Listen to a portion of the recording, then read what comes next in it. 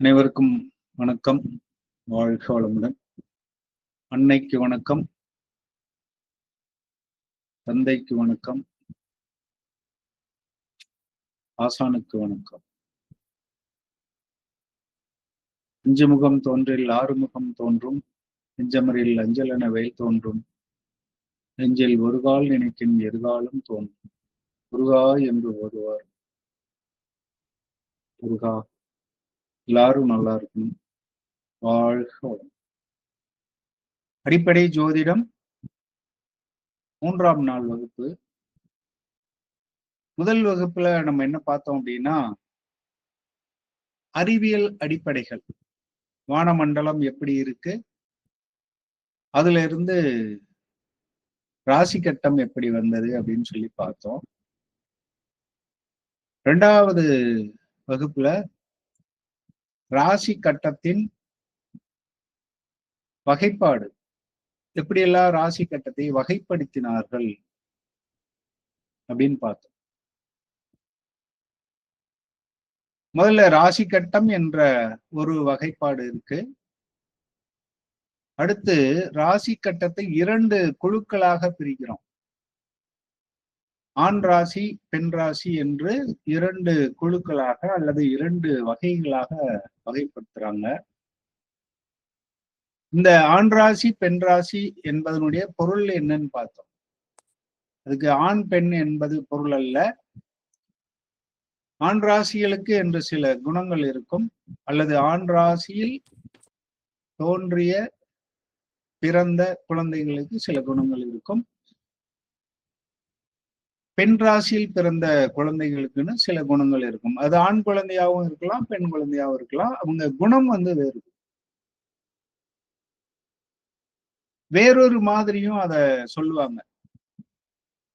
ஆண் ராசி, பெண் ராசி என்பதற்கு பதிலாக சிம்பிளா சொன்னா ஒற்றைப்படை ராசிகள், இரட்டைப்படை ராசிகள் அப்படின்னு வச்சுக்கலாம். ஒற்றைப்படை, இரட்டைப்படை அப்படின்னா என்னன்னா, மேஷத்தை எப்பவும் ஒண்ணுன்னு வச்சுக்குவோம். மேஷம், ஏன்னா அங்கதானே 0 ஆரம்பிக்குதுன்னு சொன்னோம். அத கால புருஷனுக்கு அல்லது காலம், காலம்னு ஒண்ணு இருக்கு, காலன் அப்படின்னு சொல்றோம். இது காலம்,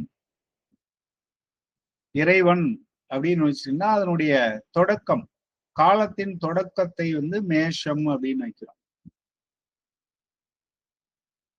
எல்லாத்துக்குமே தொடக்கமாக மேஷத்தை எடுத்துக்குவோம். அப்ப அதை ஒண்ணுன்னு சொன்னோம்னா, மேஷம் 1 அல்லது ஒற்றைப்படை, ரிஷபம் 2, மிதுனம் மீண்டும் 1, அந்த மாதிரி வந்துடும். 1 2 1 2ன்னு வந்துடும். அத ஒற்றைப்படை, இரட்டைப்படைன்னு சொல்லிடுவோம். அடுத்த வகைப்பாடு, 3 வகையாக ராசி மண்டலத்தை பிரிக்கிறோம், அல்லது ராசிகளை 3 வகையாக பிரிக்கிறோம். என்ன 3 வகை அப்படின்றதுக்கு நம்ம ஸ்டூடெண்ட் தான் சொன்னீங்க. சரம், ஸ்திரம், உபயம் அப்படின்னு 3 வகையாக ராசிகளை வகைப்படுத்துறோம், வகைப்படுத்தி இருக்கிறார்கள் நம்முடைய ரிஷிமார்கள். சரம் என்றால் வளர்வது. ஆங்கிலத்துல கூட அதுக்கு பேரு மூவபிள் ராசி அப்படிம்பாங்க. மூவபிள். ஏன்னா நீங்க புக்கெல்லாம் நிறைய ரெஃபர் பண்ணோம்னா இங்கிலீஷ் மீடியம் புக்கெல்லாம் பார்க்க வேண்டியிருக்கும். ஆரம்பத்துல படிக்கும்போது இப்ப புரியணும் இல்லையா? மூவபிள் சைன் அப்படின்னு சொல்லுவாங்க. ராசிய ஆங்கிலத்துல சைன் அப்படின்னு சொல்லுவோம். Movable sign. அப்ப இயக்கத்தில் உள்ளது என்று பொருள். ஸ்திரம், ஸ்திரம்னா ஸ்திரமாக இருப்பது. ஆங்கிலத்துல அதுக்கு என்ன சார் பேரு அப்படின்னா இம்மூவபிள். ஸ்டாட்டிக்னு சொல்ல மாட்டோம், ஏன்னா ஸ்திரம்னா ஸ்டாட்டிக் அப்படின்னு ஒரு அறிவியல்ல ஒரு இது உண்டு. ஆனா இங்க அப்படி இல்லை, இம்மூவபிள். இம்மூவபிளுக்கும் ஸ்டாட்டிக்கும் வித்தியாசம் இருக்கு. இம்மூவபிள் அப்படின்றதுக்கும் ஸ்டாட்டிக் அப்படின்றதுக்கும் வித்தியாசம் இருக்கு. ஸ்டாட்டிக்னா நிலையாக இருக்கிறது என்று பொருள், நகர்த்த முடியாது என்று பொருள் அல்ல. ஆனா இம்மூவபிள்னா நகர்த்த முடியாதுன்னு அர்த்தம். நகராது என்பதற்கும் நகர்த்த முடியாது என்பதற்கும் வித்தியாசம் இருக்கு. நகராதுன்னா தானா நகராது. ஆனா வேறொன்று நினைத்தால் நகர்த்த முடியும். புற விசை நினைத்தால் நகர்த்த முடியும். ஆனா இங்கிலீஷ்ல என்ன பேர் கொடுத்திருக்காங்க பாருங்க, இம்மூவபிள் அப்படின்னு கொடுத்திருக்காங்க. இப்ப இதுல இருந்தே நம்ம என்ன புரிஞ்சுக்கலாம் அப்படின்னு பார்க்கணும். அடுத்து உபயராசி, சரம், ஸ்திரம், உபயம். இந்த உபயத்துக்கு என்ன கொடுக்குறாங்கன்னா டியூவல், டியூவல், டியூஏஎல், டியூவல், இருமை பண்பு. அதாவது சரமாகவும் இருக்கும், ஸ்திரமாகவும் இருக்கும். நேரத்துக்கு தகுந்த மாதிரி சில நேரங்களில் சரமாக இருக்கும், சரம் மாதிரி நடந்து கொள்ளும். சில நேரங்களில் ஸ்திர ராசி போல பிஹேவ் பண்ணும், நடந்து கொள்ளும் அல்லது செயல்படும் என்று பொருள். இப்ப ஆங்கில வார்த்தையை பார்க்கும் பொழுது நமக்கு இன்னும் கொஞ்சம் சரியா ஆழமாக புரிகிறது. அடுத்து 4 வகையாக வகைப்படுத்தினார்கள். அது பூதங்கள், பஞ்சபூத தத்துவத்தின் அடிப்படையில் 4 வகையாக வகைப்படுத்தினாங்க. வரிசை ஞாபகம் வச்சுக்கோங்க புதுசா படிக்கிறவங்க. நெருப்பு, நிலம், காற்று, நீர். இந்த வரிசை ஞாபகம். இப்ப நான் சொல்லும் போது ஏன் கட்டத்தை காட்டலைன்னா உங்க மனசுக்குள்ள அந்த கட்டம் வரணுங்கிறதுக்காக கட்டத்தை நான் டிஸ்பிளே பண்ணல. திரும்ப சொல்றேன், மேஷம் ஆண் ராசி, சரராசி, நெருப்பு ராசி. ரிஷபம் பெண் ராசி, ஸ்திர ராசி, நிலராசி. அடுத்து மிதுனம் ஆண் பெண் ஆண்னு வந்துடும். ஆண் ராசி, சரம், ஸ்திரம், உபய ராசின்னு வரும். அப்ப ஆண், உபயம். இப்ப மேஷத்துல இருந்து வந்தோம்னா நெருப்பு, நிலம், காற்று. இப்ப மிதுனம் என்பது ஆண் ராசி, உபய ராசி, காற்று ராசி. கடகம், கடகத்துக்கு இப்ப எப்படி வந்துரும்? ஆண் பெண், ஆண் பெண்னு வந்துரும். கடகம் பெண் ராசி. அடுத்து சரம்னு ஆரம்பிக்கும். ஏன்னா சரம், ஸ்திரம், உபயம் முடிஞ்சிச்சு, மீண்டும் சரம் வந்துடும். சரராசி, கடகம் சரராசி. நீர் ராசின்னு வந்து ஒரு சுற்று முடிஞ்சிருச்சு, ஒரு சுற்று முடிந்து விட்டது. மீண்டும் என்னென்ன ஆரம்பிக்கும்? நெருப்பு ஆரம்பிக்கும், நெருப்பு ராசி ஆரம்பிக்கும். நெருப்பில் ஆரம்பித்து நீர்ல முடிஞ்சிருச்சு, மீண்டும் நெருப்பு ராசி ஆரம்பிக்கும். ஆனா இது வந்து சிம்மம் வந்து ஸ்திர நெருப்பு. இதுவரையில் நம்ம நடத்திட்டோம்.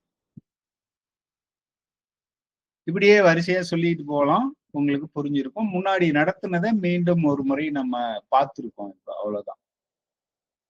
இங்க இருந்து தொடங்குவோம் வகுப்பை.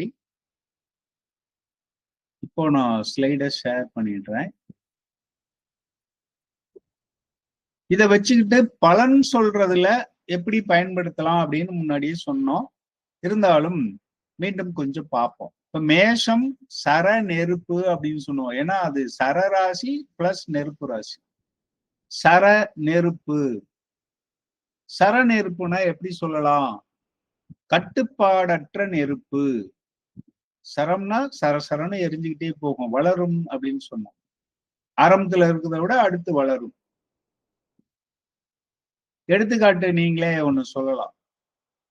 இப்ப உதாரணத்துக்கு ஸ்டவ்ல நெருப்பு எரியுது. அது கட்டுப்பாடான நெருப்பா, கட்டுப்பாடற்ற நெருப்பா? கட்டுப்பாடான நெருப்பு. கட்டுப்பாடான நெருப்பு.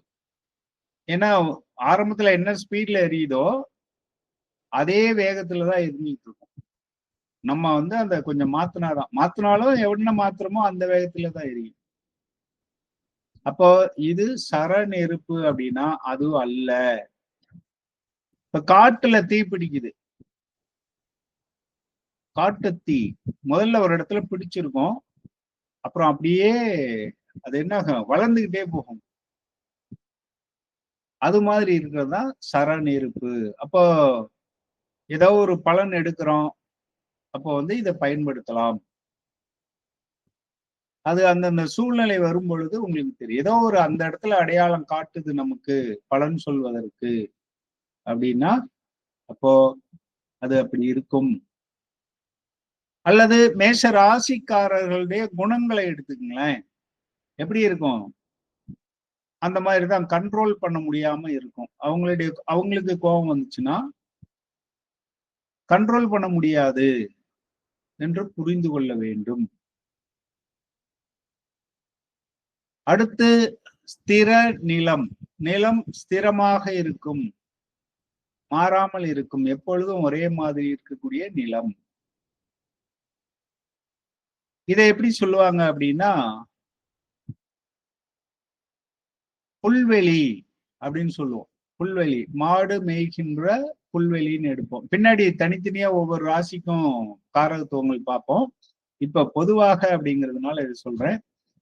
ஸ்திர நிலம்னா புல்வெளி, அது எப்பவும் ஸ்திரமா இருக்கும்.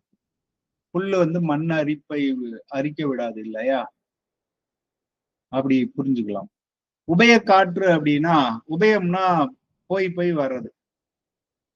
அப்ப கொஞ்ச நேரம் காத்தடிக்கும், கொஞ்ச நேரம் காத்தடிக்காது, அந்த மாதிரி இடம் அப்படி எடுத்துக்கணும். சரநீர் சொன்னோம். கடகத்துக்கு சரநீர் அப்படின்னா, சரம்னா ஓட்டம், வளர்தல். இப்ப நீர்னா சரநீர்னா ஓடுகின்ற நீர். இது ஆறுகளை குறிக்கும். ஆறு. இப்ப உதாரணத்திற்கு ஒருத்தருடைய வீடு எங்க இருக்கும் அப்படின்னா ஆத்தோரமா இருக்கும்.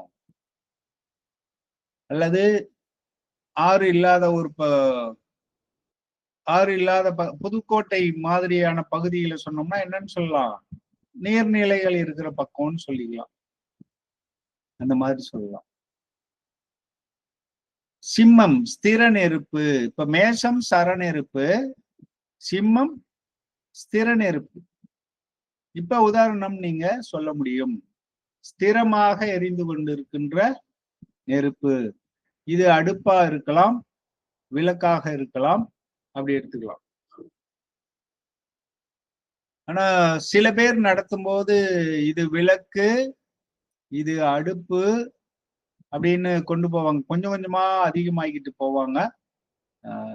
நான் இப்படிதான் எடுத்துக்கிறேன். எப்படி எடுத்துக்கிறோம்? சரம் என்றால் வளர்தல், கட்டுப்பாடற்ற.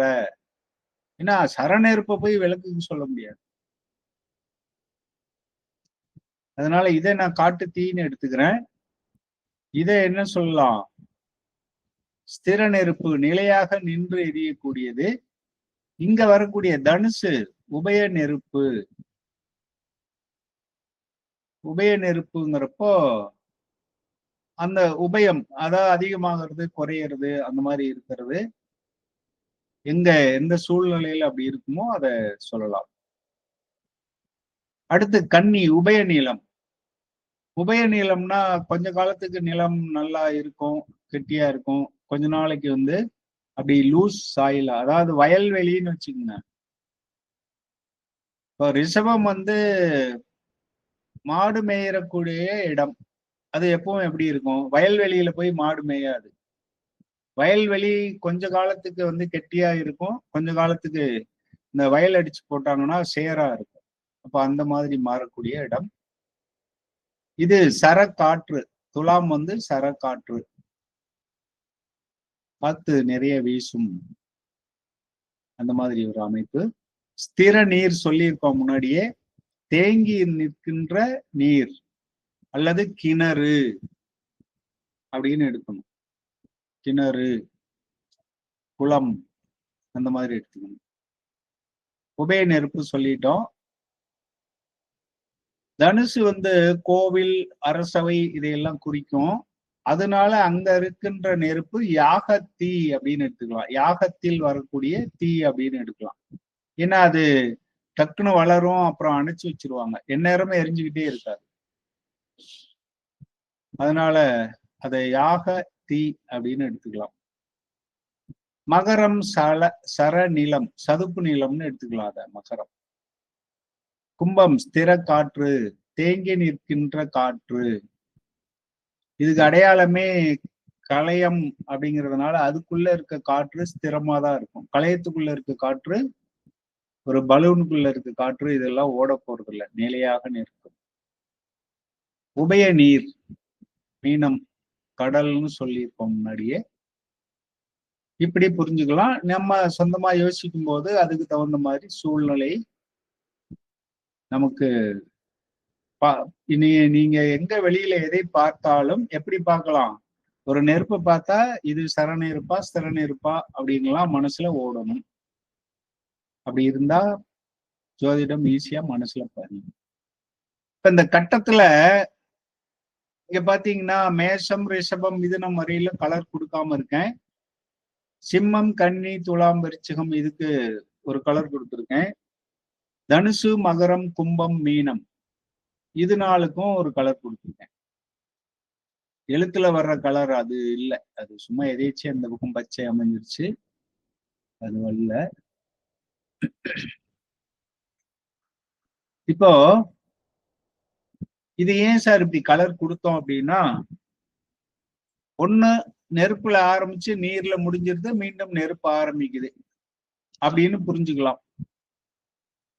இப்படி இல்லைன்னா இன்னொரு மாதிரி புரிஞ்சுக்கலாம். எப்படி புரிஞ்சுக்கணும் அப்படின்னா, நட்சத்திரம் பின்னாடி இன்னும் தெளிவா சொல்லுவோம், இல்லைன்னா இப்பவே சொல்லிடுவோம். இங்க என்ன நட்சத்திரம் இருக்கு?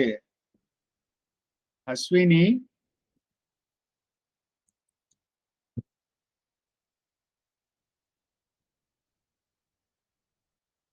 அஸ்வினி என்னென்ன பாதம் இருக்கு அப்படின்னு பாத்தீங்கன்னா 1, 2, 3, 4 அஸ்வினி 4 பாதம் இருக்கு. அதாவது அஸ்வினி நட்சத்திரம் இருக்கு அப்படின்னு வச்சுக்கிறோம். அதுக்கப்புறம் எல்லாருக்கும் தெரியுதா? இது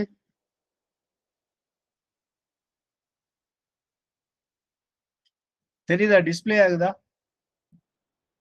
தெரியுதுங்களா? டிஸ்பிளே ஆகுதுங்களா? சரி. பரணியில 1, 2, 3, 4 பாதங்கள் இருக்கு. 2 நட்சத்திரம் வந்துருச்சு. அஸ்வினி,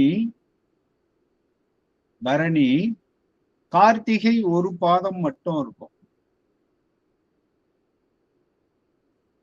கார்த்திகையில ஒரே ஒரு பாதம் மட்டும் இருக்கும். ரிஷபத்துல கார்த்திகை என்னென்ன பாதம் வரும்னா 2, 3, 4 பாதங்கள் வந்துடும். 3 பாதம் இங்க வந்துடும். அஸ்வினி, பரணி, கார்த்திகை, ரோஹிணி. ரோஹிணி 1, 2, 3, 4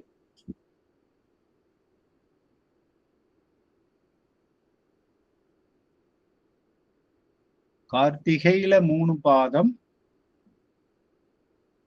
ரோஹிணியில 4 பாதம் வந்துருச்சு. அடுத்து மிருகசீரிசம்.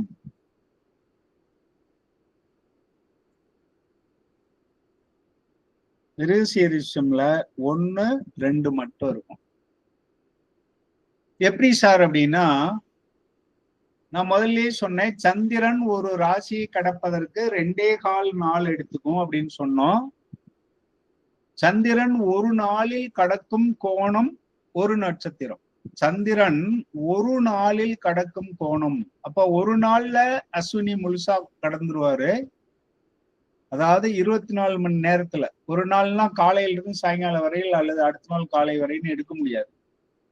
ஒரு நட்சத்திரம் தொடங்குற நேரத்துல இருந்து ஏறத்தாழ 24 மணி நேரம் அல்லது 60 நாழிகையில ஒரு நட்சத்திரம் முடியும். அப்போ இது ஒரு நாள், பரணி ஒரு நாள், கார்த்திகையில 1/4 நாள். ஏன்னா 2.25 நாள்ல ராசி மாறிடுவார். கார்த்திகை கால் பகுதி அப்படின்னா ஒரு பாதம் தான் வரும். 4 பாதத்துல ஒரு பாதம் மட்டும் வரும். மிச்ச 3 பாதம் வந்து ரிஷபத்துல இருக்கும். அப்போ இங்க பாத்தீங்கன்னா ஒரு 4 பாதம் அஸ்வினி, பரணி 4 பாதம் 8 பாதம், கார்த்திகை ஒரு பாதம் 9 பாதம். ஒரு ராசியில 9 பாதங்கள் இருக்கும். அப்ப ரிஷபத்துல பாருங்க, கார்த்திகை 2, 3, 4 மொத்தம் 3 பாதம் இருக்கு. ரோகிணி 1, 2, 3, 4 4 பாதம் இருக்கு. அப்ப 3, 4 சேர்ந்து 7 பாதம் ஆயிடுச்சு. மீதி 2 பாதம் தான் இங்க இருக்க முடியும். எனவே மிருகசீரிஷம் 1, 2ன்னு 2 பாதம் இருக்கு. அப்போ அடுத்த ராசியில இது என்ன ராசி? மிதுன ராசி. மேஷம், ரிஷபம், மிதுனம். மிதுனத்துல என்னென்ன இருக்க முடியும்னு பார்த்தோம்னா மிருகசீரிஷம் 3, 4 மிருகசீரிஷத்துல இருக்க மிச்சம் இருக்க 2 பாதங்கள் இங்க வந்துரும். திருஆதிரை. திருவாதிரை இந்த நட்சத்திரத்து பேரு ஆதிரை. அது திருங்கிற அடைமொழி கொடுத்து திரு ஆதிரை, அத திருவாதிரைன்னு நம்ம சொல்றோம். இங்கிலீஷ்ல இதுக்கு ஆதிரா அப்படின்னு தான் இருக்கும். வடமொழியில ஆதிரா அப்படின்னு இருக்கும். தமிழ்ல வரும்போது திருவாதிரைன்னு சொல்லியிருப்போம். இப்போ திருவாதிரையில 1, 2, 3, 4 திருவாதிரையில 4 பாதங்கள் இருக்கும். புனர்பூசம். அப்ப இங்க புனர்பூசத்துல எத்தனை பாதம் இருக்க முடியும்? ஒரு ராசிக்கு மொத்தம் 9 பாதங்கள். மிருகசீரிஷம் 3, 4 2 பாதம் இருக்கு. திருவாதிரையில ஒரு 4, 6. இன்னும் எத்தனை பாதம் வேணும்? 3 பாதம் இருக்க முடியும். 3 பாதம் தேவை. அப்போ புனர்பூசம் 1, 2, 3 3 பாதங்கள் இருக்கும். கடகம். கடகம் வந்துட்டோம்னா புனர்பூசத்துல 4வது பாதம் மட்டும்தான் இருக்க முடியும். அடுத்து பூசம். பூசம் 1, 2, 3, 4 ஆகிய 4 பாதங்கள் இருக்கும். ஆயில்யம். ஆயில்யம் எத்தனை பாதம் வரும்? இதுல எத்தனை இருக்க முடியும்னு பாருங்க. புனர்பூசம் ஒரு பாதம் இருக்கு. பூசத்தில் 4 பாதம் 5 பாதம் இருக்கு. மொத்தம் 9 பாதம் ஒரு ராசிக்கு வரும். 5 போச்சுன்னா மிச்சம் 4 பாதம் இருக்க முடியும். அப்ப ஒரு நட்சத்திரனுடைய முழு பாதமும் இங்கே முடியுது. அடுத்து இன்னொரு விஷயம் எப்படின்னா, இங்க பாருங்க, ஒவ்வொரு நட்சத்திரத்திற்கும் அதிபதினு ஒருத்தரை கொடுத்திருக்காங்க. ஒரு நட்சத்திரத்திற்கும் அதிபதினு ஒருத்தர் இருக்கார். அந்த நட்சத்திரத்துக்கு உரிய கடவுள் அப்படின்னு வச்சுக்கோம். இப்ப அஸ்வினிக்கு கேது கொடுக்குறாங்க. அஸ்வினிக்கு கேது. பரணி. பரணிக்கு சுக்கிரன். கார்த்திகை.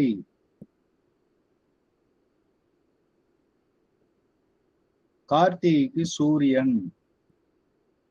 இது புதுசா படிக்கிறவங்க இதை மனப்பாடம் பண்ண வேண்டியிருக்கும். திரும்ப நம்ம சொல்லுவோம், அதை நீங்க பாத்துக்கங்க. அஸ்வினி, பரணி, கார்த்திகை, ரோஹிணி. ரோகிணிக்கு வந்து சந்திரன். இவ்வளவுதான் இங்க சொல்ல முடியுதா? இன்னும் சின்னதாக்கிடுவோமா? தெரியுதா? சின்னதாக்குனா தெரியுதா? மிருகசீரிசம், மிருகசீரிசம் இதுக்கு செவ்வாய். திருவாதிரை, திருவாதிரைக்கு ராகு. புனர்பூசம், புனர்பூசம் அதிபதி குரு, குரு பகவான். பூசத்தின் அதிபதி சனி பகவான். ஆயில்யம்,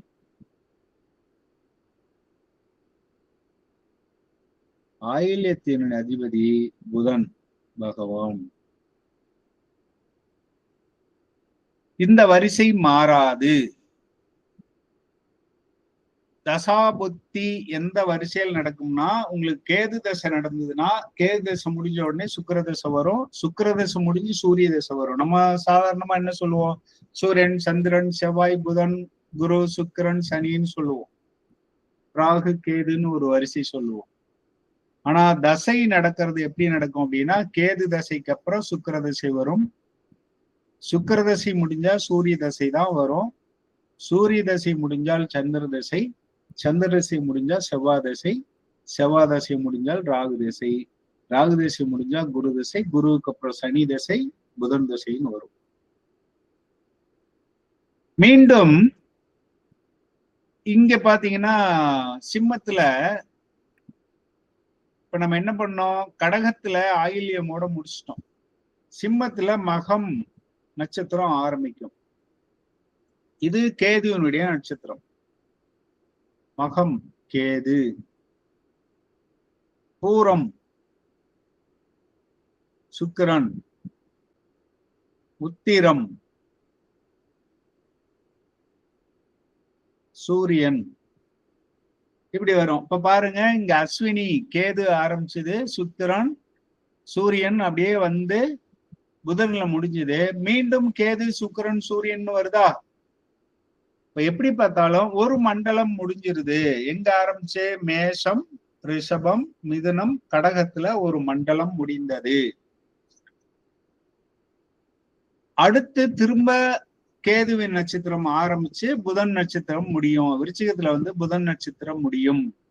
மீண்டும் தனுசுல மூல நட்சத்திரம் தனுசுல வரும்.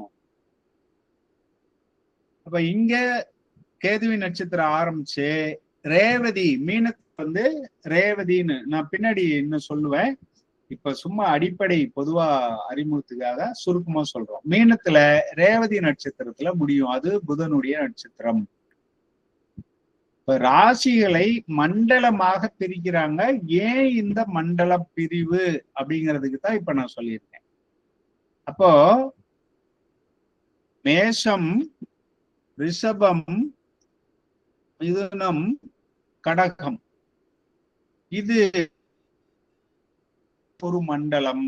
அதனால இத மேஷ மண்டலம் அப்படின்னு சொல்லுவோம்.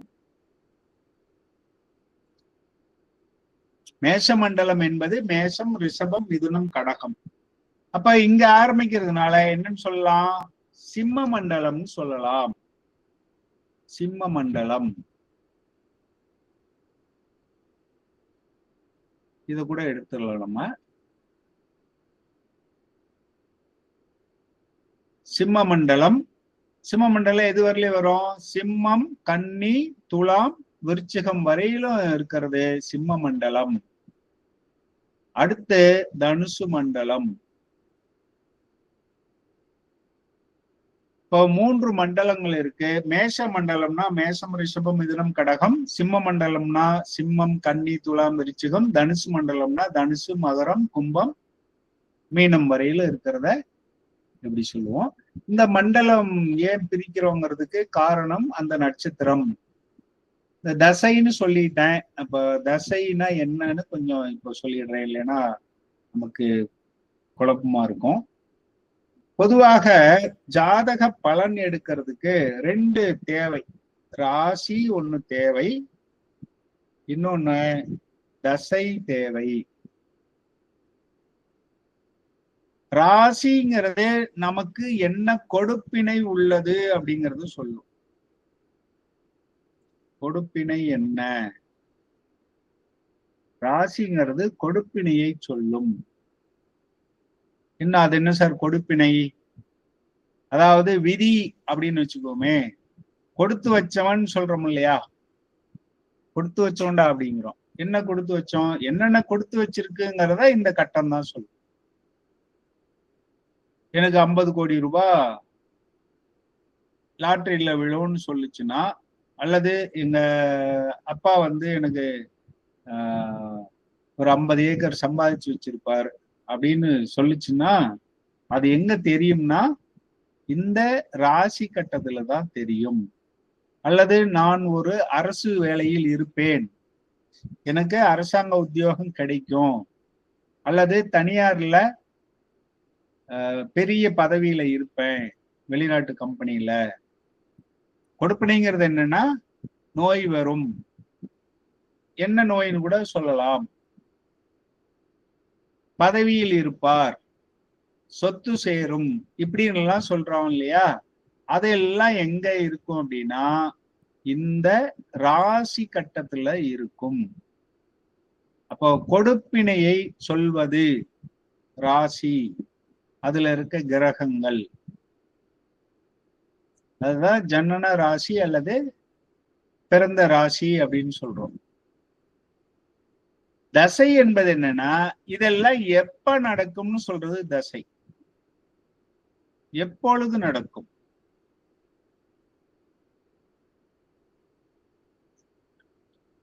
நான் வந்து எனக்கு நிலம் கிடைக்கும் அப்படின்னு இருக்கு, அதுல கொடுப்பினை இருக்கு. எனக்கு திருமணம் ஆகும் அப்படின்னு கொடுப்பினை இருக்கு. ஆனா திருமணமே ஆகல சார். நான் அவர்கிட்ட போய் ஜாதகம் பார்த்தேன் சார், எனக்கு திருமணம் கண்டிப்பா ஆகும், அழகான பொண்ணு கிடைக்கும்னு எல்லாம் சொன்னாங்க சார், ஆனா கல்யாணமே ஆகல சார் அப்படின்னா எப்ப கல்யாணம் ஆகும்னு தெரியணும் இல்லையா? அப்போ எப்பொழுது என்பதை சொல்வது தசை. எப்பொழுது என்பது டைமிங் ஆஃப் ஈவெண்ட் அப்படின்னு சொல்லுவோம். சம்பவ காலம், சம்பவ காலத்தை சொல்வது தசை. அப்போ ஒருத்தருக்கு உண்டா இல்லையான்னு சொல்றது ராசி, எந்த ஒன்றும் இருக்கா இல்லையா அப்படின்னு சொல்றது ராசி, அது எப்பொழுது கிடைக்கும் என்பது தசை. அப்ப திருமணம் இருக்கு சார் அப்படின்னு ராசி கட்டத்தை வச்சு சொல்லலாம். 60 வயசுல திருமணம் இருக்கும்னு தசாபதி சொல்லுச்சுன்னா அதுல பிரயோஜனமே இல்லை இல்லையா? அப்ப கொடுப்பினையே இருக்கணும், சரியான காலத்தில் உரிய தசை வர வேண்டும். சரி, இப்ப எதுக்கு சார் இங்க தசையை கொண்டு வந்தீங்க அவசரமா அப்படின்னா, இந்த மண்டலம் சொன்னதுல தசைக்கு கொஞ்சம் சம்பந்தம் இருக்கு. எப்படி தசை முடிவு பண்றோம் நாம அப்படின்னு பாத்தீங்கன்னா, ஒருத்தர் குழந்தை பிறக்கும் பொழுது சந்திரன் இங்க இருக்கார். சந்திரன் இப்படி இருந்தா என்ன பொருள்? மேஷ ராசிக்காரர்னு அர்த்தம். அந்த ஜாதகர் மேஷ ராசியில பிறந்திருக்கார், லக்னம் இல்ல ராசி, மேஷ ராசியில பிறந்திருக்கார். என்ன நட்சத்திரத்துல பிறந்திருக்காரு? இங்க என்னென்ன நட்சத்திரம் இருக்கு? அஸ்வினி, பரணி, கார்த்திகைன்னு 3 நட்சத்திரம் இருக்கு. இந்த சந்திரன் வந்து அஸ்வினியை கடந்து பரணியில இருக்காருன்னு வச்சுக்குவோம். இந்த பரணிக்கு அதிபதி யாருன்னு சொன்னோம்? சுக்கிரன். சுக்கிரன் சொன்னோம். அப்போ அந்த குழந்தை சுக்கிர தசையில பிறந்திருக்கு. சுக்கிர தசை ஒவ்வொன்றுக்கு தசை எவ்வளவுன்னு பின்னாடி சொல்லுவோம். சுக்கிர தசை 20 ஆண்டுகள், 20 வருஷம் சுக்கிர தசை. இதைத்தான் என்ன எழுதியிருப்பாங்க? தசா இருப்பு அப்படின்னு எழுதுவாங்க. ஒரு ஜாதகத்துல தசா இருப்புன்னு சந்திரன் நிக்கிறத வச்சுதான் எழுதுறாங்க. சந்திரன் பரணியில இருந்ததுனால அப்போ தசை இருப்பு என்னன்னு கண்டிப்பா இருக்க முடியும். சுக்கிர தசை இருப்பு.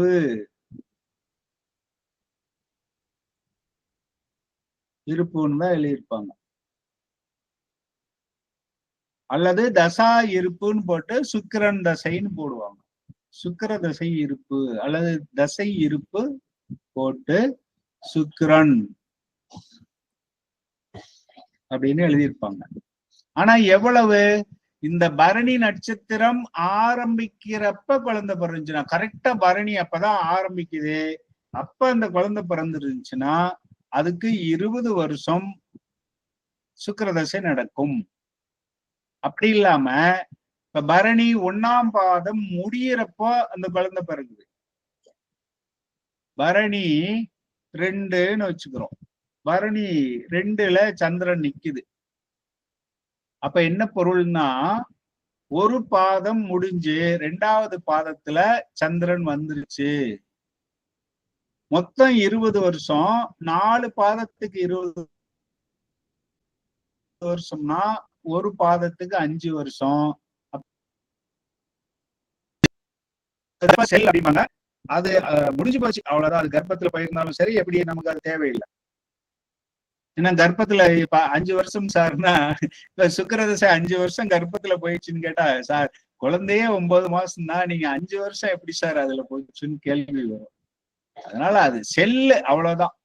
ஆனா எழுதுறது என்னன்னு எழுதுவாங்க, கர்ப்ப செல் அப்படின்னு எழுதுவாங்க.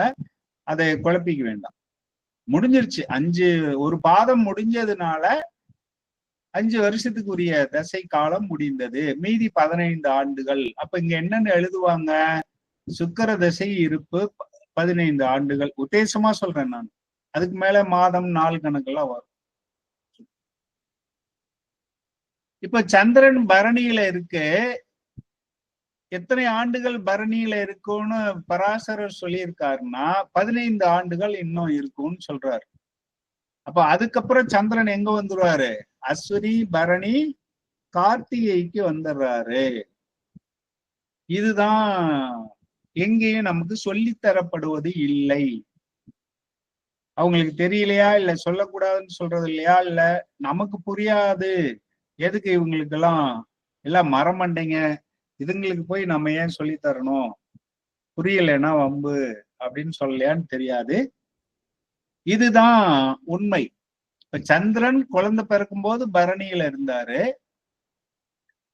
அடுத்து 15 வருஷம் இருக்குன்னு சொன்னாங்க. அப்ப 15 வருஷம் கழிச்சு இந்த சந்திரன் கார்த்திகை நட்சத்திரத்தின் மீது வந்துட்டார். கார்த்திகை நட்சத்திரம் சூரியனுடைய நட்சத்திரம். அப்போ 15 வருஷம்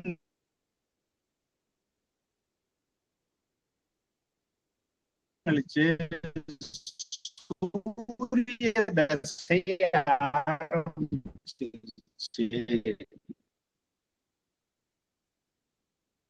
இங்க சந்திரன் நகர்ந்து இங்க வந்துருவார். ரிஷபத்துல 3 பாதம் இருக்கு இல்லையா, அங்க வந்துருவார். மொத்தம் 6 வருஷம் முடிஞ்ச உடனே சந்திரன் இங்க வந்துறார். முதல்ல சந்திரன் இங்க இருந்தார். இப்ப இந்த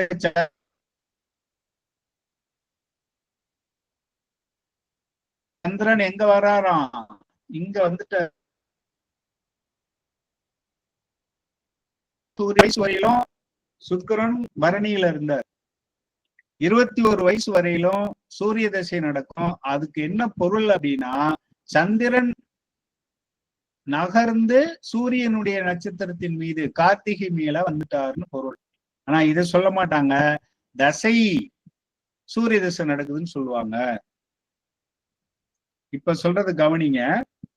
தசைனா என்னன்னா, ஜனன சந்திரன் எந்த நட்சத்திரத்தின் மீது செல்கிறாரோ அதுதான் தசை. அப்ப ஜனனகால சந்திரன் நிலையாக இல்லை, அவரு பரணியில இருந்தாரு. இப்ப சொல்லுங்க, உங்க ஜென்ம நட்சத்திரம் என்னன்னு கேட்டா என்ன சொல்லுவீங்க? ஆனா நம்ம எப்பவுமே என்ன சொல்றோம், நட்சத்திரம் என்னன்னா பரணின்னு சொல்றோம். இப்ப நான் இப்படி சொன்னா நாளைக்கு யூடியூப்ல பார்த்தா என்னைய திட்டுவாங்க, என்ன இந்த ஆள் தப்பா சொல்லி கொடுக்குறான்னு சொல்லுவாங்க. பிறக்கும்போது சந்திரன். சொல்லுங்க மேடம். சார் அப்போ நகரும் போது அப்ப நட்சத்திரங்களும் மாறும். ஆமா, பிறக்கும் போது சந்திரன் பரணியில இருந்தாரு. நீங்க என்ன நட்சத்திரம்னு கேட்டா பரணின்னு சொன்னீங்க. இப்ப உங்களுக்கு சூரிய தசை நடக்குதுன்னா அப்ப சந்திரன் நகர்ந்து கார்த்திகைக்கு வந்துட்டாருன்னு அர்த்தம். இன்னமும் போய் கோயில்ல எதுக்கு தான் அர்ச்சனை பண்றோம்? பரணிக்கு தான் அர்ச்சனை பண்றோம். ஆனா நமக்கு நடக்கிற நட்சத்திரம் என்ன நடக்குது? கார்த்திகை நட்சத்திரம் நடக்குது. ஆனா இது சொன்னா ஒத்துக்க மாட்டாங்க, சண்டைக்கு வந்துருவாங்க. வாழ்காலம். சிவகுமார் ஐயா கேளுங்கய்யா. சிவகுமார் ஐயா ஹேண்ட் ரைஸ் பண்ணிருக்கீங்க, மைக் ஆன் பண்ண முடியலையா? சரி, இப்போ சுக்கிர திசை முடிஞ்சு சூரிய திசை வந்துருச்சு. சூரிய திசை முடிஞ்சு சந்திர திசை, அதாவது பரணி முடிஞ்சு கார்த்திகை மேல வருவாரு. கார்த்திகை நட்சத்திரம் இங்க இருக்கு. கார்த்திகை முடிஞ்சு ரோகிணி நட்சத்திரம் வரும். அதாவது ரோகிணி நட்சத்திரத்தின் மீது இந்த சந்திரன், இங்க இருந்த சந்திரன் பரணியை முடிச்சு கார்த்திகையில வந்தாரு சூரிய திசை. கார்த்திகை முடிச்சு ரோகிணியில வர்றாரு சந்திர திசை. ரோகிணி முடிச்சு மிருகசீரிஸ்துல வர்றாரு செவ்வாய் திசை. அடுத்து ராகு திசை, அடுத்து குரு திசை, அடுத்து குரு திசை இதுவரையிலும் வந்துரும். அடுத்து சனி திசை, அப்புறம் புதன் திசை. இதுல 120 வருஷம் ஆயிடும். அப்படின்னா இங்க திரும்ப மீண்டும் கேது திசை ஆரம்பிச்சு சுக்கிர திசை ஆரம்பிச்சு, கேது மகம் கேதுவின் நட்சத்திரம். அப்ப சந்திரன் கேது மேல வருவார். ஆனா ஒரு மனிதனுடைய வாழ்க்கை 120 வருஷத்துக்கு மேல இருக்காது. அப்ப பாருங்க, சந்திரன் நகர்ந்து நகர்ந்து நகர்ந்து கேதுவில் ஆரம்பித்து புதன்ல முடிச்சிட்டாரு. திரும்ப நட்சத்திரம் கேதுவின் நட்சத்திரம் வருது, அங்க ஆரம்பிச்சு புதன்ல முடியும். அப்ப ஒரு மண்டலம்னு இதை எடுத்துக்கலாம். ஏன்னா 120 வருஷத்துக்கு மேல ஒரு மனிதனுக்கு ஆயுள் ஒதுக்கப்படவில்லை. அப்ப இது ஒரு மண்டலம், இது ஒரு மண்டலம். அதனாலதான் இத 3 மண்டலமாக பிரிக்கிறோம். இப்போ ஒருத்தருக்கு தசை இங்க ஆரம்பிச்சதுன்னா இங்க முடிஞ்சிரும், இங்க தசை ஆரம்பிக்கிறவங்களுக்கு இங்க முடிஞ்சிரும். அப்ப இங்க ஆரம்பிக்கிறவங்க இங்கே முடிஞ்சிருமா சார்னா அப்படி இல்லை. இங்க ஆரம்பிச்சா 1 2 3 4 இது வரலையும் வரும். 120 வருஷம் உண்டு. மொத்த ஆயுள் அப்படின்னு எடுத்தா 120 வருஷம். வேற ஒரு மண்டலத்துல ஆரம்பிச்சா இது வரலையும் வரும். ஒரு சுற்று வந்துடும். எந்த நட்சத்திரத்துல ஆரம்பிக்குதோ அதுக்கு முன்னாடி நட்சத்திரம் வரையிலும் தசை நடக்கும். வாழ்க வளமுடன். ஏதாவது சந்தேகம் இருந்தால் கேட்கலாம். இப்போ இனி அர்ச்சனை பண்ணா எதுக்கு பண்றது சார்? கேளுங்க வித்யா மேடம். சார் நீங்க சொல்றது கரெக்ட் தாங்க சார். நம்ம இது யாருமே சொல்லாதது புது விஷயமா இருக்கு. ரொம்பவும் அருமையா இருக்கு சார். இது இப்ப நீங்க இது இல்லாம நான் என்னோட கேள்வி என்னன்னா, மேஷத்துல இருக்கிற செவ்வாய் சரம் கரெக்டுங்களா சார்? ஆமா. விருச்சிகத்துல இருக்கிற செவ்வாய் அதிபதி ஸ்திரம். சோ இதுக்கும் அந்த செவ்வாய்க்கும் இந்த செவ்வாய்க்கும் எப்படிங்க ஐயா வேறு? ஐயா இதுல ஒரு கான்ட்ராஸ்ட் வருது ஐயா. சொல்லுங்க சொல்லுங்க சிவகுமார் ஐயா சொல்லுங்க. உங்க மைக் அடிக்கடி ஒர்க் பண்ணலன்னு நினைக்கிறேன்.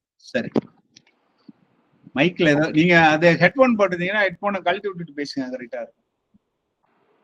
சரி, மேடம் கேட்ட கேள்விக்கு பதில் சொல்லிடுறேன். சரம் இது ஸ்திரம் அப்படின்றீங்க. அப்ப அங்க இருக்க செவ்வாய்க்கு கோபம் அதிகமா வரும், இங்க இருக்க செவ்வாய்க்கு கோபம் நம்ம என்ன சொல்லியிருக்கோம், இது மனசுக்குள்ளேயே வச்சுக்கிட்டு பழி வாங்கும்னு சொல்லியிருக்கோம் இல்லையா? ஆமாங்க ஐயா. ஸ்திரம் தேல் தேல் சொல்லியிருக்கோம். தேல் கோவத்தை உள்ளேயே வச்சுட்டு ஒரு நாள் பழிவாங்க. ஆமா. இன்னொரு மாதிரி பலன் எடுக்கணும் அப்படின்னு சொன்னா வேற எப்படி பலன் எடுக்கலாம்னு நான் சொல்றேன். இது வந்து எங்க வரும் அப்படின்னு சொன்னா பரிகார வகுப்புல வரும். தொடக்க வகுப்பாவே இருக்கு, நான் இங்கேயே சொல்லிடுறேன். மேஷம், உங்களுக்கு மேஷம் சார்ந்து பரிகாரம் பண்ணணும்னா ராசிக்காரத்துவம் பின்னாடி வரும்போது இது குறிஞ்சி நிலம் அப்படின்னு சொல்லுவோம். மேஷத்தை குறிஞ்சி நிலம் அப்படின்னு சொல்லுவோம். குறிஞ்சிங்கிறது மலையும் மலை சார்ந்த இடம், அதாவது குன்றுகள் இருக்கிற இடம். ஆனா விருச்சிகம் சொல்லும் போது என்ன சொன்னோம், விருச்சிகம் வந்து கிணறு குளம் அப்படின்னு சொன்னோம். அப்போ மலை மீது இருக்கின்ற செவ்வாய், அதாவது மலை மீது இருக்கின்ற முருகனை வணங்கினா அது மேஷம். மேஷம்னா மலை மீது இருக்கின்ற முருகனை வணங்க வேண்டும். விருச்சிகம் அதுவும் செவ்வாய் தான், அதுவும் முருகன் தான்.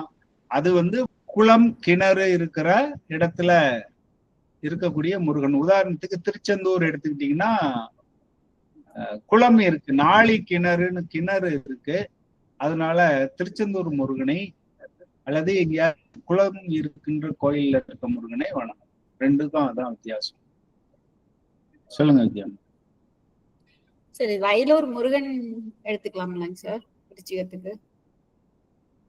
வயலூர் அப்படி எடுத்துக்க ஏன் நான் சொல்லலைன்னா அங்க குளம் இருக்கு, குளம் இருக்கு எடுத்துக்கலாம். நீங்க செவ்வாய் வந்து கன்னியில இருந்துச்சுன்னா வயலூர் எடுக்கலாம். ஏன்னா வயல்வெளியை கன்னி குறிக்கும். கன்னியில் செவ்வாய் கிரகம் நிற்கும் பொழுது அது வயலூர் முருகன் எடுக்கலாம்.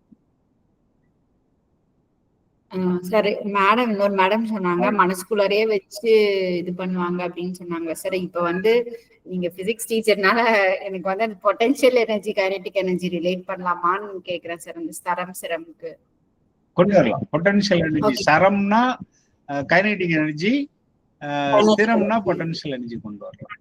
ரைட் தான், வாழ்த்துக்கள். சொல்லிக்கலாம். ஆமா ஆமா, டைனமிக்.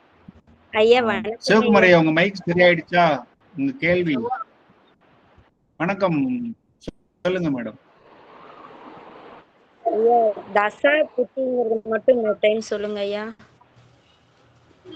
அஸ்வினி வந்து தசை தசை கேது, அஸ்வினி கேது, பரணி சுக்கிரன். பின்னாடி சொல்லுவோம். நான் வரிசை வேணா கிரக வரிசை சொல்லிடுறேன். கேது, சுக்கிரன், சூரியன், சந்திரன், செவ்வாய், ராகு, குரு, சனி, புதன்.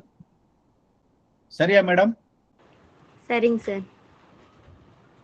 நான் திரும்ப நீங்க கேமரா ஆன் பண்ணா யார் கேக்குறீங்கன்னு எனக்கு தெரியும். சொல்றது கொஞ்சம் நல்லா இருக்கும். வாழ்க வளமுடன்.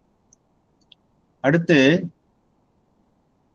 இன்னைக்கு உங்களுக்கு ஜாதகம் பார்க்கறதுக்கு கொஞ்சம் சொல்லி கொடுக்கலாம். ஏன்னா தியரியா நடத்தும் போது கொஞ்சம் போர் அடிக்கும் ஆரம்பத்துல.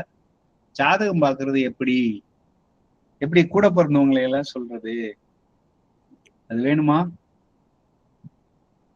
ஐயா சொல்லுங்க ஐயா, சொல்லுங்க. சொல்லுவோம். மாரியப்பன் ஐயா, சரி. நான் என்னால கூட அதெல்லாம் சொல்ல முடியாது, இருந்தாலும் உங்களுக்கு சொல்லி கொடுக்குறேன். உடன் பிறந்தவர்களுடைய எண்ணிக்கையை உண்மையிலே சொல்ல முடியாது. ஆனா எல்லாரும் சொல்றாங்களே, அது எப்படி சொல்றாங்க அப்படின்னு பார்ப்போம். ஜாதக கட்டத்துல இது வந்து இப்போ இந்த கிளாஸுக்கு வராதவங்களுக்கு இழப்பு. நான் இதை கண்டிப்பா வீடியோல போட மாட்டேன், யூடியூப்ல போட்டா ஜோதிடர்கள் திட்டுவாங்க. சரி பார்ப்போம்.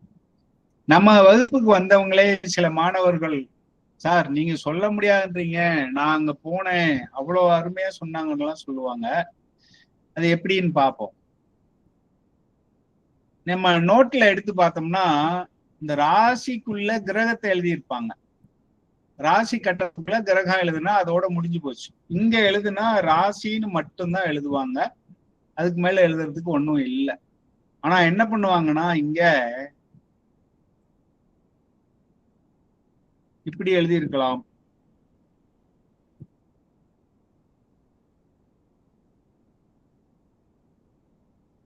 இப்படி எழுதியிருக்கலாம்,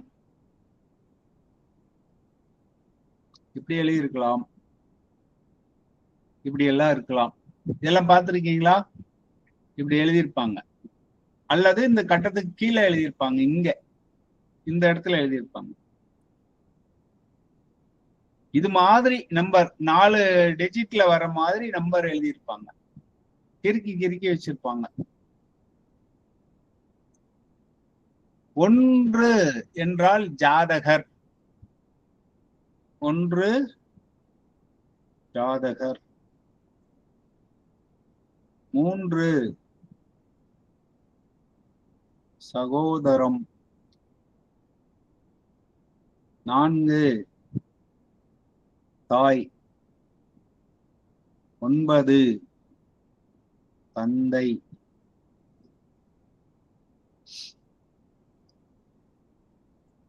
இப்ப இப்படி எழுதியிருந்தாங்கன்னா ஜாதகருடைய இப்படிதான் சொல்ல முடியுமே தவிர ஜாதக கட்டத்தை வச்சு உடன் பிறந்தவர்களுடைய எண்ணிக்கையை சொல்ல முடியாது. யாராவது சொல்றேன்னு சொன்னா ஏமாறுறது உங்க விருப்பம். ஏன்னா எனக்கு நடத்தின குருமார்கள் அதுல ஒரு குருமார் வந்து சூப்பர் முடியாதுன்னு அவர் சொல்லுவார். இன்னொரு குருமார் வந்து எனக்கு மட்டும்தான் தெரியும், நான் மட்டும்தான் சொல்லுவேன், இப்போதைக்கு நான் சொல்லி தர மாட்டேன். சொல்லுங்க வித்யா மேடம். அப்புறம் எப்படிங்க சார் அந்த நம்பர் எப்படிங்க சார் கொண்டு வருவாங்க? ஜாதகத்துல இல்ல நம்பர் எப்படின்னா ஜாதகம் எழுதும் போதே இருங்க ஜாதகம் எழுதும் போதே என்ன பண்ணுவாங்கன்னா முன்னாடியே கேட்டுக்குவாங்க. ஜாதகம் எழுத கொடுக்குறோம் இல்லையா, அப்பவே கேட்டுக்குவாங்க கூட பிறந்தவங்க எல்லாம் எப்படி என்னன்ட்டு. அப்படி இல்லைன்னா நம்ம தான் ஜாதகம் பாக்குற வரையிலும் பேசாத இருப்போம், முடிச்ச உடனே வீட்டு கதையை பூரா அங்கதானே சொல்லிட்டு வருவோம்.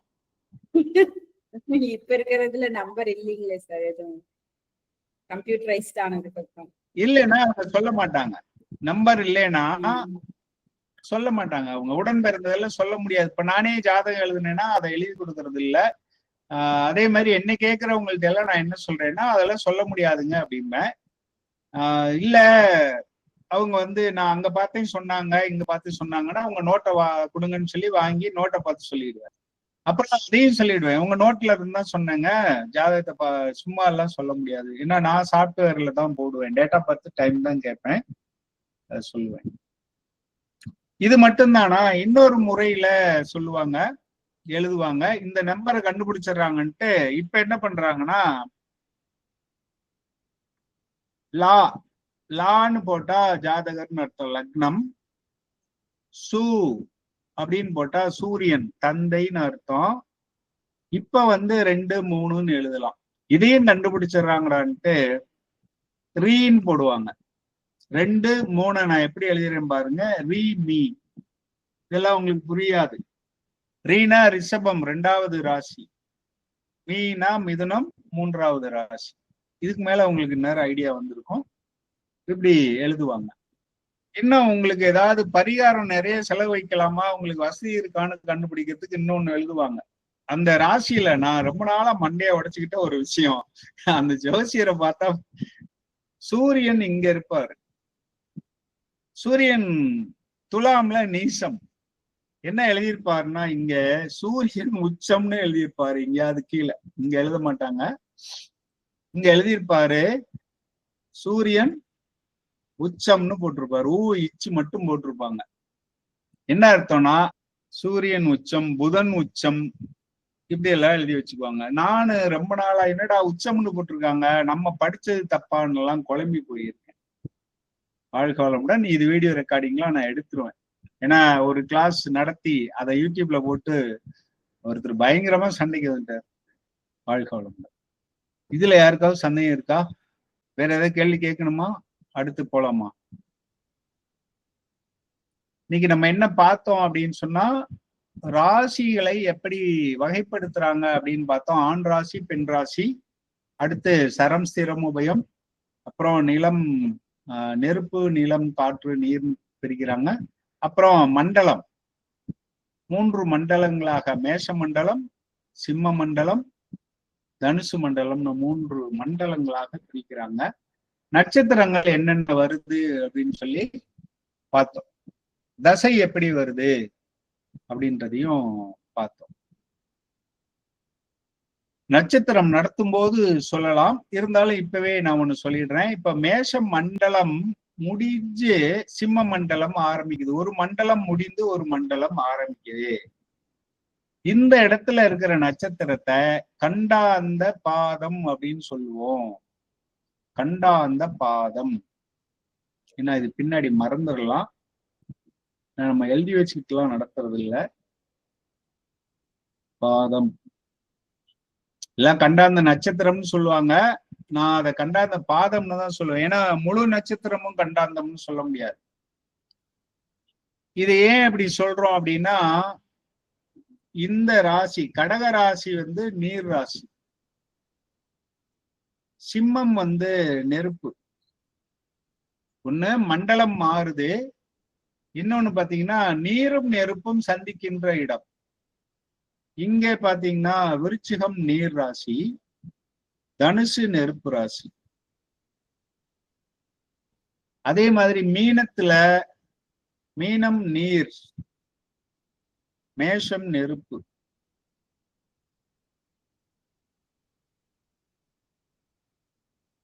அப்போ நீரும் நெருப்பும் சந்திக்கின்ற இடம் என்னாகும்? ஏதாவது ஒண்ணு அணைஞ்சிரும். ஒண்ணு நெருப்பு அணைஞ்சு போகலாம், அல்லது நீர் ஆவியாகலாம். நெருப்பு பலமா இருந்தா நீர் ஆவியாயிடலாம், நீர் பலமா இருந்தா நெருப்பு அணைந்து போகலாம். அணையுதோ அணையிலையோ அட்லீஸ்ட் என்ன ஆகும்? நீர் கொதிக்கவாவது ஆரம்பிச்சிடும் இல்லையா? அப்போ இந்த சந்திக்கின்ற புள்ளியில லக்னமோ கிரகங்களோ, லக்ன புள்ளியோ கிரகங்களோ இருந்ததுன்னா ஏதாவது ஒரு பிரச்சனை இருக்கும். பயமுறுத்தக்கூடாது நம்ம யாரையும். ஏதாவது பிரச்சனை இருக்கும். நான் முன்னாடியே ஒண்ணு சொன்னேன், கொடுப்பினை இருந்தாலும் அது கிடைக்கக்கூடிய தசை வந்தாதான் கிடைக்கும் அப்படின்னு சொல்லியிருந்தேன். அப்ப இந்த கண்டாந்தம் இருந்தாலும் அந்த தசை வந்தாதான் அந்த பாதிப்பு வரும் அப்படிங்கிறத புரிஞ்சுக்கணும். ஆகா, என்னுடைய ஜாதகத்துல கண்டாந்த நட்சத்திரத்துல ஒரு கிரகம் இருக்கு, அல்லது லக்னம் கண்டாந்தத்துல இருக்கு அப்படின்லாம் பயப்படக்கூடாது. சரி, கண்டாந்தம் எந்த பாதத்துல இருந்தா சார்? இப்ப இங்க வந்து என்ன இருக்கு? அஸ்வினி 1ஆம் பாதம் தான் சொல்லணும் இல்லையா? ஏன்னா இங்க ஆரம்பிக்கிறது அஸ்வினி 1, இங்க ரேவதி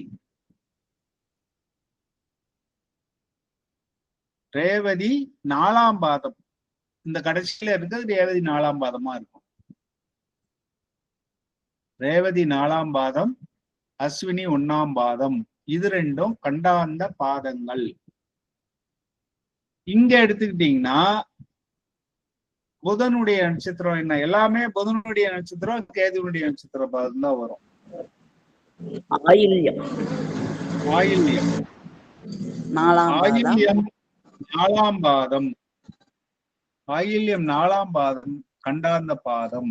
ஆயில்யம் 4ல ஏதாவது ஒரு கிரகம் இருந்தால் அந்த கிரகம் சார்ந்து ஏதாவது கொஞ்சம் கவனமா இருக்கணும் அந்த தசை நடக்கும்போது. அந்த மாதிரி காலத்துல மகம் 1ஆம் பாதம், மகம் 1. இத வந்து கண்டாந்த நட்சத்திர பாதம்னு சொல்லி கொடுத்து மனப்பாடம் பண்ண வைப்பாங்க. நீங்க இந்த கான்செப்ட் புரிஞ்சுக்கிட்டா ஈஸியா நம்ம சொல்லிடலாம். இதுக்கு என்ன பொருள்? நீரும் நெருப்பும் சந்திக்கின்ற இடத்துல இருக்கக்கூடிய நட்சத்திர புள்ளிகள். இப்ப அந்த கடைசி பாதம் எடுத்துட்டா போதும். இங்க கேட்டை கடைசி பாதம் 4ஆம் பாதமா இருக்கும். கேட்டை 4ஆம் பாதம். இப்ப இங்க பாத்தீங்கன்னா என்னவா இருக்கும்? மூலம் 1ஆம் பாதம். இந்த மூலத்தை பத்தி சொல்லணும். மூல நட்சத்திரம்னா வேண்டாம் அப்படி இப்படின்னு எல்லாம் சொல்லுவாங்க. அதாவது நட்சத்திர பாதம் சந்திரனும் மூலம் 1ஆம் பாதத்துல இருந்து, லக்னமும் மூலம் 1ஆம் பாதத்துல இருந்தா அது சில பிரச்சனைகளை தரலாம்.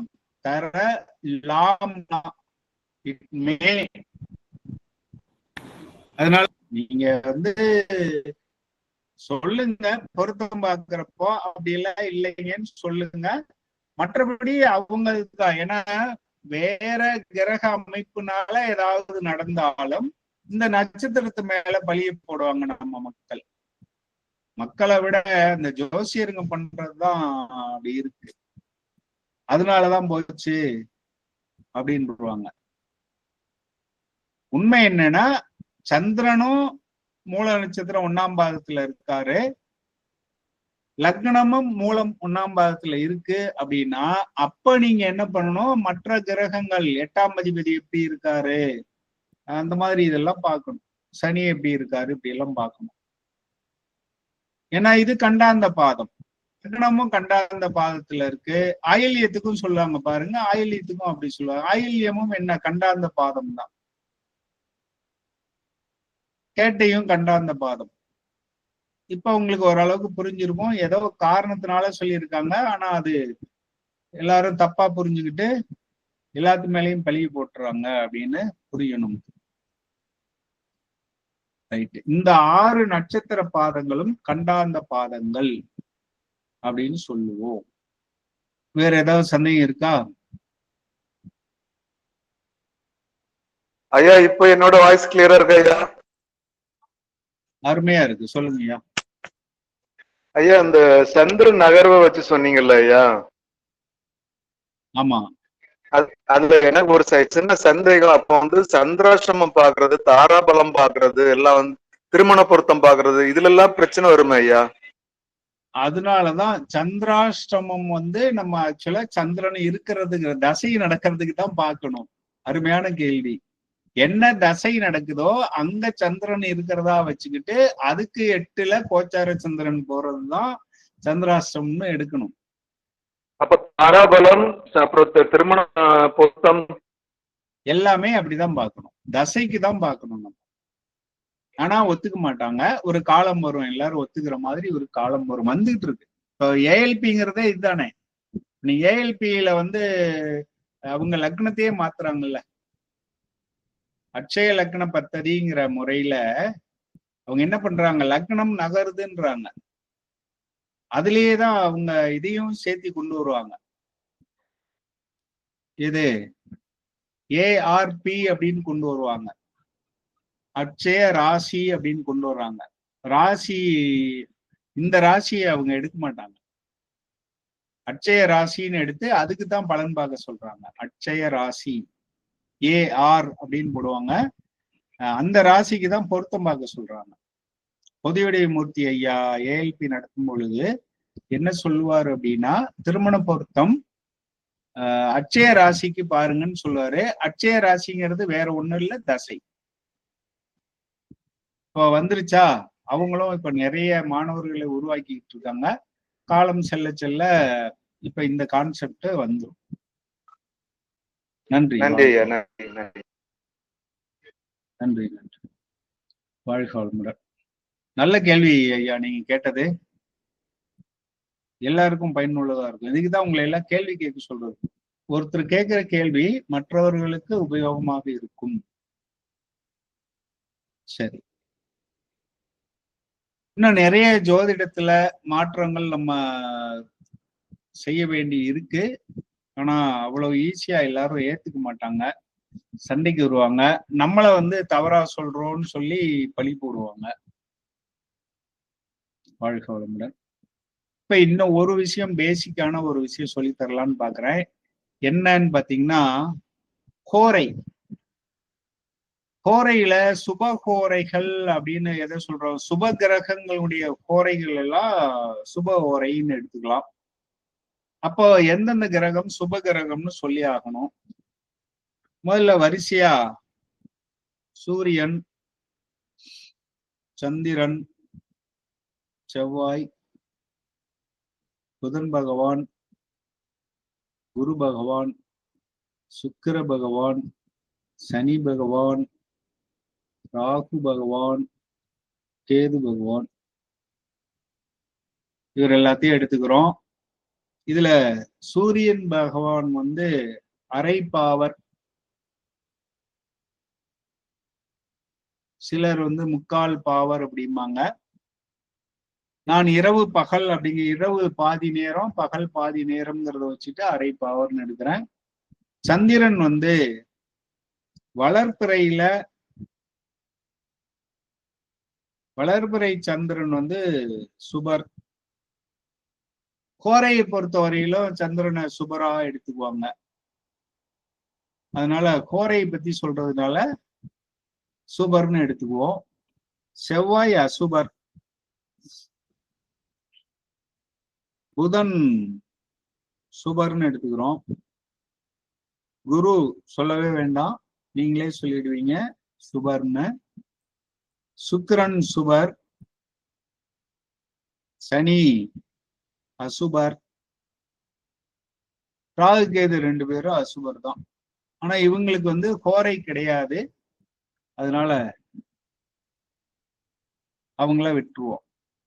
இப்போ மொத்தம் எத்தனை கோரை வரும் அப்படின்னு பாத்தீங்கன்னா 1 2 3 4 5 6 7 கோரை வரும். இப்போ உங்களுக்கு அதுக்கு முன்னாடி கோரையை பத்தி தெரியறதுக்கு முன்னாடி ராசி அதிபதினு சொன்னாதான் உங்களுக்கு கோரையை பத்தி சொல்ல முடியும். ராசி அதிபதி யாரு? மேஷம், இதனுடைய அதிபதி செவ்வாய். ரிஷபம், அதனுடைய அதிபதி சுக்கிரன். மிதுனம், அதிபதி புதன். கடகம் சந்திரன். சிம்மம் சூரியன். கன்னி புதன். இப்ப இந்த வரிசை அப்படியே இந்த பக்கம் வரும். இங்க பாருங்க, சந்திரன் புதன் சுக்கிரன் செவ்வாய்னு வருதா? இங்க குரு வருவார், இங்க சனி வருவார். கும்பம் சனி. வேறொரு மாதிரி ஞாபகம் வச்சுக்கங்க, இது ஒரு ராஜாங்கம் அப்படின்னு வச்சிட்டீங்கன்னா சூரியன் ராஜா, சந்திரன் ராணி. சூரியன் என்ற ராஜாவுக்கு என்னென்ன பதவிகள் அவருக்கு கீழே கொடுக்கிறோமோ அதே பதவிகள் உள்ள அதிகாரிகளை ராணிக்கும் கொடுக்கிறோம். இப்போ சூரியன், இது சூரியன்ல இருந்து இந்த பக்கமா வர்றோம், சந்திரன்ல இருந்து இப்படி வரும் அப்படி ஞாபகம் வச்சுக்கணும், புரிஞ்சுக்கிறதுக்காக. இப்படிதான் ஞாபகம் வச்சுக்கணும்னு அவசியம் இல்லை, ஒரு புரிதலுக்காக இப்படி சொல்றோம். சூரியனுக்கு ஒரு இளவரசனை கொடுக்குறோம் புதன். இப்ப சந்திரனுக்கும் ஒரு இளவரசனை புதன்னு கொடுக்குறோம். சூரியனுக்கு சுக்கிரன் அப்படின்னு ஒண்ணு கொடுக்குறோம், அதே மாதிரி சந்திரனுக்கு சுக்கிரன் கொடுக்குறோம். அடுத்து சூரியனுக்கு ஒரு தளபதி, படைத்தளபதி செவ்வாய் கொடுக்குறோம். சந்திரனுக்கும் ஒரு படைத்தளபதி செவ்வாய் கொடுக்குறோம். அடுத்து சூரியனுக்கு குரு கொடுக்குறோம். குருவுக்கு கீழே பொதுமக்கள் சனி. இங்க பாருங்க, சூரியனுக்கும் சந்திரனுக்கும் மட்டும் ஒரே ஒரு ராசி. சூரியன் ஒரு ராசிக்கு மட்டும் அதிபதி, சந்திரனும் ஒரே ராசிக்கு மட்டும் அதிபதி. புதனுக்கு 2 வீடுகள் இருக்கும், சுக்கிரனுக்கு 2 வீடுகள், செவ்வாய்க்கு 2 வீடுகள், குருவுக்கு 2 வீடுகள், சனிக்கு 2 வீடுகள். இத கரெக்டா கவனிச்சீங்கன்னா ஒவ்வொருத்தருக்கும் ஒரு ஆண் ராசி ஒரு பெண் ராசி இருக்கும். உதாரணத்துக்கு புதனுக்கு பாருங்க, மிதுனம் ஆண் ராசி. அப்படியே பாருங்க, பெண்ணு ஆணு பெண்ணுன்னு வந்துடும். பாருங்க, புதனுக்கு ஒரு ஆண் ராசி மிதுனம் என்ற ஆண் ராசியும் கன்னி என்ற பெண் ராசியும் இருக்கு. சுக்கிரனுக்கு அப்ப இது என்ன ராசியா வரும்? ஆண் ராசியா வரும். ஏன்னா இது பெண் ராசினா அடுத்து ஆண் ராசி. இங்க பாருங்க, ஆண் ராசிக்கு அடுத்தது என்னவாதான் இருக்க முடியும்? பெண் ராசியா தான் இருக்க முடியும். அப்ப சுக்கிரனுக்கு ஒரு பெண் ராசியும் ஒரு ஆண் ராசி வருது. இப்ப செவ்வாய்க்கு இது பெண் ராசி, மேஷம் ஆண் ராசி. குருவுக்கு மீனம் பெண் ராசி, இது ஆண் ராசி. சனிக்கே மகரம் பெண் ராசி, கும்பம் ஆண் ராசி. ஒவ்வொரு கிரகத்துக்கும் ஒரு ஆண் ராசி ஒரு பெண் ராசி இருக்கு. சந்திரன் பெண் ராசி, சூரியன் ஆண் ராசி. அப்போ சூரியன் முழு ஆண், சந்திரன் முழு பெண், அப்படி கூட நம்ம புரிஞ்சுக்கலாம். மற்றவங்களுக்கு எல்லாம் 2 பண்புகளும் இருக்கு. ஆனா இங்க இவங்களுக்கு ஒரே ஒரு பண்பு தான் இருக்கு அப்படின்னு எடுத்துக்கலாம். சரி, இதுக்கும் அதுக்கும் என்ன சார் சம்பந்தம் அப்படின்னா, இந்த ஆண் பெண்ணுக்கும் ஒன்றும் சம்பந்தம் கிடையாது. கோரை வரிசை தெரியணும் இல்லையா? இந்நேரம் என்ன கோரைன்னு சொல்றதுக்கு நம்ம மனப்பாடம் ஒரு அட்டவணையை பாக்கெட்ல வச்சுட்டு அல்லது டைரிய பாக்கெட்ல வச்சுட்டு இருக்கிறது பதிலா ஒரு வேலையை செய்யறோம், சுபகோரையா இது அப்படின்னு தெரிஞ்சுக்கிறதுக்கு இதை பயன்படுத்தலாம். இந்த வரிசையை பாருங்க. இப்ப என்ன சொல்லியிருக்கேன், ராசி அதிபதிகளை போட்டுட்டோம். மேஷம் செவ்வாய், ரிஷபம் சுக்கிரன், மிதுனம் புதன், கடகம் சந்திரன், சிம்மம் சூரியன், கன்னி புதன், துலாம் சுக்கிரன், விருச்சிகம் செவ்வாய், அப்புறம் தனுசு குரு, மகரம் சனி, கும்பம் சனி, மீனம் குரு. இது அதிபதிகள். இதை வச்சுட்டு என்ன சார் ஞாபகம் வச்சுக்க போறோம் அப்படின்னா, இப்ப கோரை இந்த வரிசையில தான் வரும். கோரை இந்த வரிசையில தான் வரும். பாதியை மட்டும் ஞாபகம் வச்சுக்கணும். இங்க ஆரம்பிச்சு இப்படி போய் இப்படி வர்ற மாதிரி. டிஸ்பிளே ஆகுதா?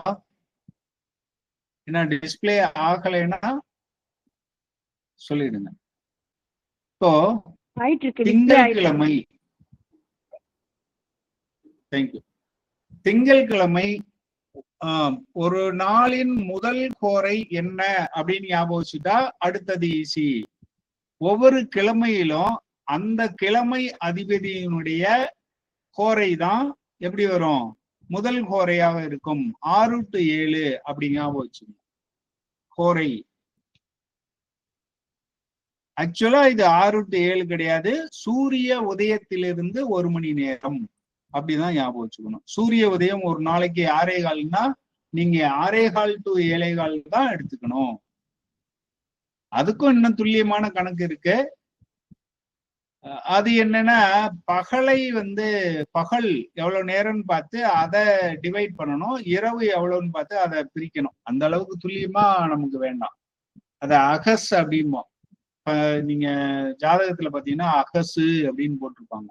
பகல் நேரம் 12 மணி நேரமா இருந்தாதான் ஒரு ஓரை 1 மணி நேரம் வரும். சில நேரத்துல பகல் 5.5 மணி நேரமா இருக்கலாம் அல்லது 6.5 மணி நேரமா இருக்கலாம். அப்ப அந்த 1 மணி நேரம்ங்கிறது குறையலாம் அல்லது கூடலாம்.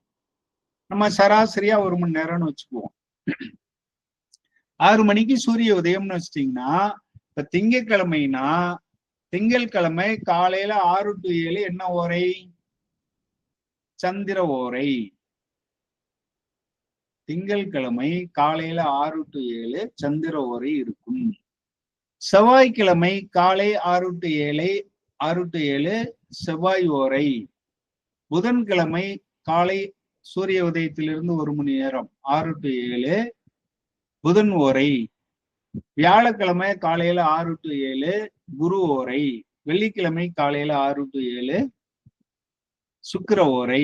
சனிக்கிழமை காலை 6 to 7 சனி ஓரை.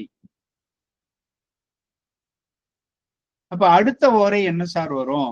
இங்கதான் நீங்க, ஏன்னா இவர்ல நேரம் சொன்னதெல்லாம் நீங்க கஷ்டப்படாம சொல்லிடலாம். இப்போ திங்கட்கிழமை எப்படி ஓரை வரும்னு பார்ப்போம். திங்கட்கிழமை 6 to 7 சந்திர ஓரை. 7 to 8 சனி ஓரை. 8 to 9 குரு ஓரை. 9 to 10 செவ்வாய் ஓரை. 10 to 11 சூரிய ஓரை. ஏன்னா சூரியன் இங்க வரல இல்லையா? அப்ப என்ன செய்யறோம்? இங்க மட்டும் ஒரு சின்ன மாற்றம் செஞ்சுக்கிறீங்க. எந்த இடத்துல? இந்த இடத்துல மட்டும் ஒரு சின்ன சேஞ்ச் பண்ணிக்கிறோம். இங்கே சூரியன் சேர்த்திக்கிறீங்க, அவ்வளவுதான். இப்ப பாருங்க, மீண்டும் சொல்றேன். திங்கட்கிழமை 6 to 7 காலை 6 to 7 சந்திர ஓரை, 7 to 8 சனி ஓரை, 8 to 9 குரு ஓரை, 9 to 10 செவ்வாய் ஓரை, 10 to 11 சூரிய ஓரை, 11 to 12 சுக்கிர ஓரை, 12 to 1 புதன் ஓரை, 1 to 2 சந்திர ஓரை, 2 to 3 சனி ஓரை, 3 to 4 குரு ஓரை, 4 to 5 செவ்வாய் ஓரை, 5 to 6 சூரிய ஓரை. இப்படியே வரிசையா வந்துகிட்டே இருக்கும். கரெக்டா எங்க முடியும் அப்படின்னா, அடுத்த நாள் செவ்வாய்க்கிழமை இல்லையா, குரு ஓரையில வந்து முடிஞ்சிடும். அடுத்த நாள் காலையில 6 மணிக்கு செவ்வாய் ஓரை ஆரம்பிக்கிற மாதிரி வரும். இந்த வரிசை ஞாபகம் வச்சுக்கிறதுக்கு தான் நீங்க இந்த ராசி அதிபதிகளை வரிசையா வச்சுக்கணும். இப்ப யாராவது ஒருத்தர் எனக்கு வந்து வெள்ளிக்கிழமை காலையில 7 to 8 என்ன ஓரைன்னு சொல்லுங்க பார்க்கலாம். யாராவது ஒருத்தர் என்ன செஞ்சீங்க, வெள்ளிக்கிழமை சொல்ல சொன்னா, வெள்ளிக்கிழமை காலையில 8 to 9 என்ன ஓரை சொல்லுங்க. வெள்ளிக்கிழமை காலை 8 to 9 என்ன ஓரை? 6 to 7 என்ன ஓரை? 6 to 7 சுக்கிர ஓரை, 7 to 8 புதன் ஓரை,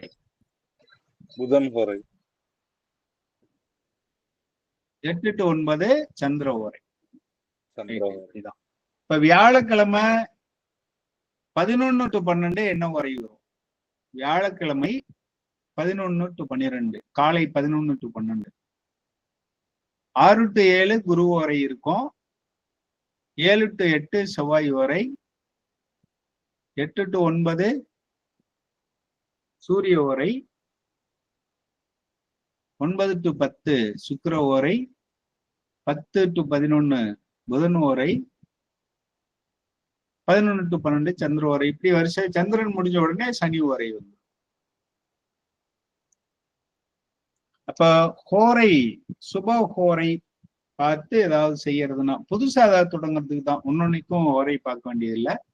ஆனா அந்த ஓரையில பண்ண, உதாரணத்துக்கு நான் புதன்கிழமை பிறந்திருக்கேன் அப்படின்னா, புதன் ஓரையில இதையும் செய்யும் போது நன்றாக இருக்கும். அந்த மாதிரி வச்சுக்கலாம். வாழ்க வளமுடன். ஏதாவது கேள்வி இருந்தா கேட்கலாம். நீங்க வடிவேலையா, நீங்க துபாயா? சவுதி அரேபியாங்க சார். Saudi Arabia. வாழ்க வளமுடன். கண்டாந்த பாதம்னு சொல்றீங்களா சார்? அப்படி அந்த நட்சத்திரம் இருந்ததுன்னா, அந்த அந்த பாத நட்சத்திரம் என்ன பலன்? அது என்ன?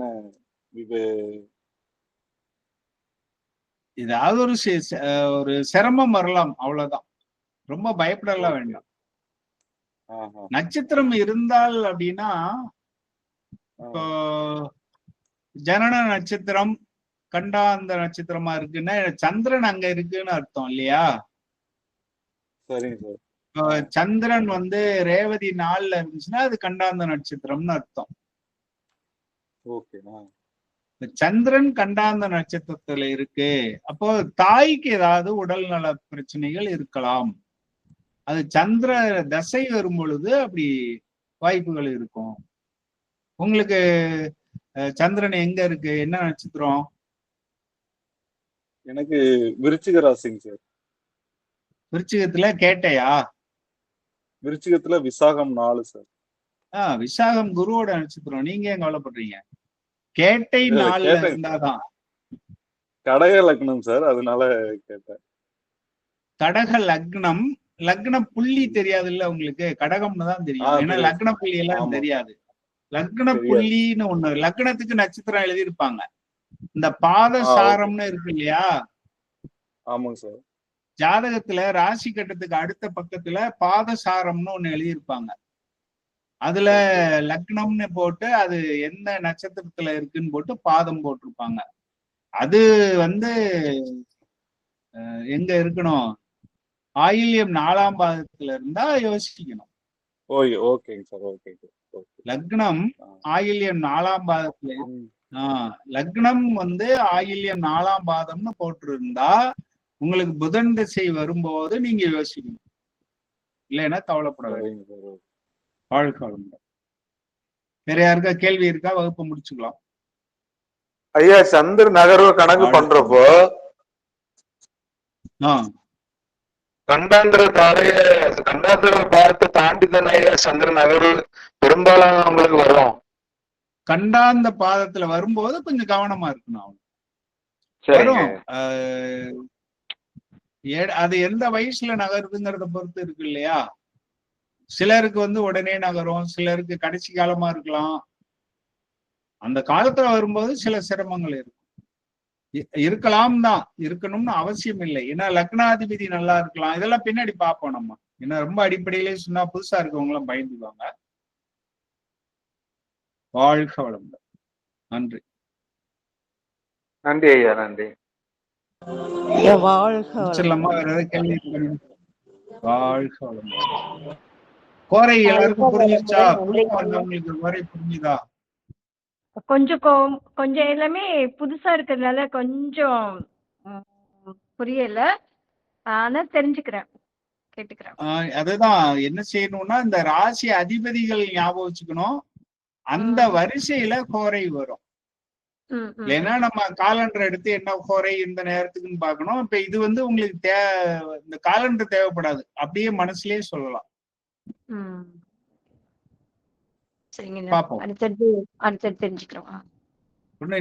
இதை ஞாபகம் வச்சுக்கணும். இந்த வரிசைய குரு, செவ்வாய், சுக்கிரன், புதன், சனி,